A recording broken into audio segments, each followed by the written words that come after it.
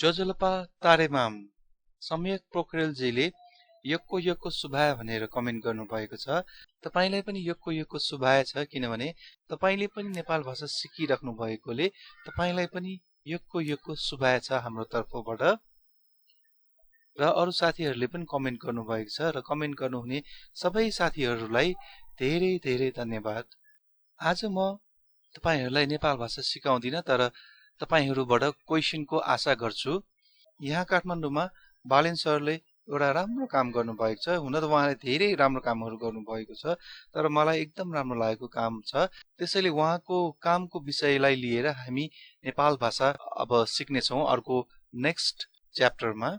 जस्तै कि मेयर बालेनले गर्नुभएको काम तपाईलाई राम्रो लाग्छ कि लाग्दैन?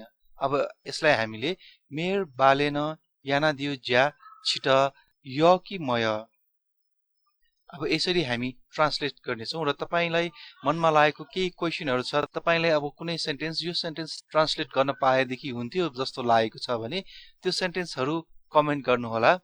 तपाईले नेपालीमा कमेन्ट गर्नुभएको सेन्टेन्सलाई हामी नेपाल भाषामा ट्रान्सलेट गर्नेछौँ। उहाँको बारेमा मैले किन पनि एउटा भिडियो बनाउन लागेको हो भन्दाखेरि उहाँले गर्नुभएको काम एकदम राम्रो छ। म यहाँ असन नजिकै बस्छु र असनमा बाटो परेर कहीँ कतै जाँदाखेरि पहिला एकदम गाह्रो हुन्थ्यो, भिडभाड हुन्थ्यो, एकदम हेडेक हुन्थ्यो। तर अहिले असनमा हिँड्दाखेरि सजिलो छ, साँझ बिहान हिँड्दाखेरि एकदम सजिलो छ। मलाई त पहिले त्यो असनको बाटो हिँड्नु पर्यो भने अलिकति प्रेसर नै हाई हुने। अब हुन त अब फुटपाथमा पनि मान्छेले काम गरी खाएको छ, तर पनि अब सार्वजनिक ठाउँमा अब काम गरी खाने भन्दैमा अब सार्वजनिक ठाउँमा सबैले डिस्टर्ब हुने गरी त्यसरी गर्न चाहिँ मिल्दैन जस्तो लाग्छ मलाई। हुन त अब कोही मान्छेलाई अब दुःख परेर आएको हुन्छ फुटपाथमा, अब कोही मान्छे दुःख नपरे पनि कब्जा गरिदिएको हुन्छ। तर मान्छेलाई समस्या छ भन्दैमा अब सार्वजनिक ठाउँ कब्जा गर्न त मिल्दैन। अब समस्या त अब हाम्रो जीवनमा आउँछ जान्छ, तर समस्या पर्यो भन्दैमा अब त्यो सार्वजनिक ठाउँहरू जति ओगट्न थाल्यौँ भने हामी हिँड्ने कहाँबाट, गाडी कहाँबाट कुदाउने, अब बिरामी हुँदाखेरि एम्बुलेन्स कहाँबाट दौडाउने। अझ पहिले सुन्धाराबाट हिँड्नु पर्यो भने मलाई त यति हेडेक लाग्थ्यो, सकेसम्म त्यो म असन सुन्धाराको बाटो पहिला हिँड्दिन थिएँ। एकदम जाम हुने, हुल हुने भएकोले स्पेशल तिहारमा त मलाई त्यहाँ असनमा पाइलै राख्न मन लाग्दैन थियो, यति भिड हुन्थ्यो। तर अहिले तिहार त आएको छैन, तिहार आउने लागेको छ। हेरौँ यसपालि तिहारमा कस्तो हुन्छ। सायद अब तिहारको 2-3 दिन त्यहाँ पसल राख्छ कि के गर्छ। तर अब त्यो चाडबाड आयो भने त्यहाँ हिँड्नलाई यति शास्ति हुन्थ्यो, कहिलेकाहीँ अब कोही मान्छे भेट्नलाई हतार भइरहेको हुन्छ। तर अब त्यो जामले गरेर झन् ढिलो हुन्छ। त्यसमाथि अब त्यहाँ कोही जन्ती आयो भने त त्यहाँबाट अब टाइममा मान्छे कहीँ कतै जाने त आशै गर्नु पर्दैन। अहिले सुन्धारामा म गएको त छैन, तर असनमा साँझ बिहान हिँड्दाखेरि एकदम सफा भएको छ, ठाउँ पनि सफा भएको छ, हिँड्दाखेरि पनि एकदम आनन्दको भएको छ। पहिले हिँड्दाखेरि प्रेसर हाई हुने थियो। पहिले हिँड्दाखेरि त्यो हुल भिड अनि गाडी अनि बाइक जाम देख्दाखेरि अब फुटपाथमा त्यो सामान बेचिरहेको हुन्थ्यो, यता पनि थेलमथेल उता पनि थेलमथेल, ओहो कति हेडेक हुन्थ्यो। मलाई त काठमाडौँ एक टाइम त बस्नै मन नलागेको थियो। काठमाडौँ छोडेर अलि टाढा जान मन लागेको थियो, अलिकति भिडभाड कम भएको ठाउँमा। एउटा साथीले चितवनमा मौरी पालन गर्दै हुनुहुन्थ्यो, उहाँले त्यहाँ बोलाउँदै पनि हुनुहुन्थ्यो मलाई त यो काठमाडौँ भिडभाड देखेर बस्नै मन नलागेको थियो। त्रिशुली जाँदाखेरि त्रिशुली पनि राम्रो लाग्यो, त्यसपछि हेटौँडा पनि मलाई राम्रो लागेको थियो ठाउँ। तर काठमाडौँको असन चाहिँ एकदम अव्यवस्थित थियो, तर अहिले राम्रो भएको छ। त्यसैले पनि मलाई बालेन सर एकदम राम्रो लागेको छ। र उहाँकै बारेमा उहाँकै अब टपिकमा एउटा हामी च्याप्टर किन नबनाउँ भन्ने मेरो सोच आएकोले मैले अब यो नेक्स्ट च्याप्टर चाहिँ नि अब त्यही रिलेटेड यही असनको काठमाडौँको बारेमा, अब हाम्रो मेयरको बारेमा अलिकति रिलेटेड कुराहरू सेन्टेन्सहरू ट्रान्सलेट गरौँ कि भन्ने मेरो माइन्डमा आएको छ। तपाईहरूलाई कस्तो लागेको छ? हुन त अब 2-4 दिन अगाडि थेलामा एउटा व्यापारी थियो, उहाँको फोटो अहिले सोसियल मिडियामा भाइरल भएको छ।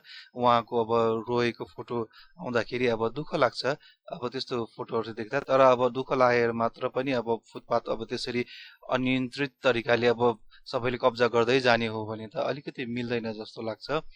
तर अब उहाँलाई चाहिँ अब सक्ने मान्छेले सक्दो सहयोग गर्नुपर्छ र गरिराखेका पनि छन्, जुन हामीले अब सोसियल मिडियामा देखिराखेका छौँ। अझ कोही कोही केटा मान्छेले भिडको फाइदा उठाएर केटी मान्छेहरूलाई अब टच गर्ने, अब ढकेल्ने, अब त्यस्तो एक्टिभिटिजहरू पनि हुन्छ यो भिडमा धेरै नै।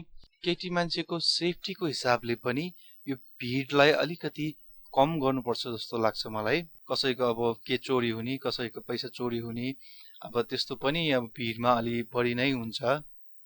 पहिले एकचोटि म 1 महिना जति त्यो सुन्धाराको बाटो रेगुलर हिँड्नुपर्ने काम परेको थियो। त्यो काम पर्दाखेरि मलाई यति हेडेक हुन्थ्यो त्यहाँबाट हिँड्दाखेरि, अझ त्यो पनि दिउँसो। अझ साँझ भएको भए साँझ त अझै भिड हुन्थ्यो त्यहाँ रत्न पार्कमा। यति हेडेक हुन्छ त्यहाँबाट हिँड्नु पर्यो भने, ओहो कुरा गरेर साध्य छैन। तर अब बालेन सरले राम्रो गर्नुभएको छ, होप उहाँले अब यो कन्टिन्यू गर्नुहुन्छ।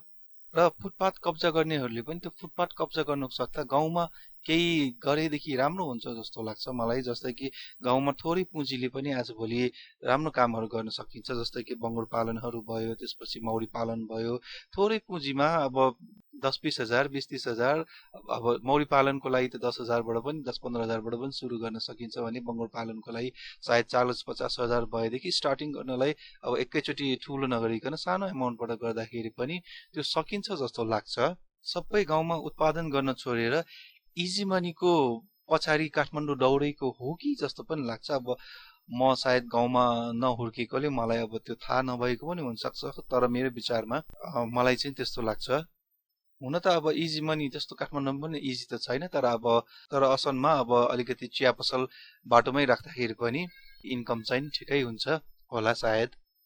अहिले बल्ल आएर मलाई काठमाडौँमा मेयर छ जस्तो फिल भएको छ। जुन असनमा हिँड्दाखेरि मलाई सजिलो भएको छ, त्यो देखेर मलाई त्यस्तो फिल भएको छ। तर मैले अब यो भिडियो बनाइराख्दाखेरि, यस्तो भनिराख्दाखेरि मैले बालेन सर चिनेर त्यस्तो भनेको होइन कि। अहिलेसम्म मैले उहाँसँग एकचोटि बोलेको पनि छैन, तर एकचोटि देखेको थिएँ। उहाँले कुइने फोहोर र नकुइने फोहोर छुटाएर ल्याउनु होला भनेर एउटा अभियान चलाउनु भएको थियो। त्यो बेला जनबहालतिर उहाँले एउटा र्यालीमा आइराख्नु भएको थियो। एउटा सचेतना कार्यक्रम भन्छ कि त्यस्तै केही अब र्याली गरेर आउनु भएको थियो। त्यो बेला चाहिँ मैले एकचोटि उहाँलाई देखेको थिएँ, त्यति हो। त्योभन्दा बाहेक मैले उहाँलाई चिनेर यो भिडियो बनाएको होइन।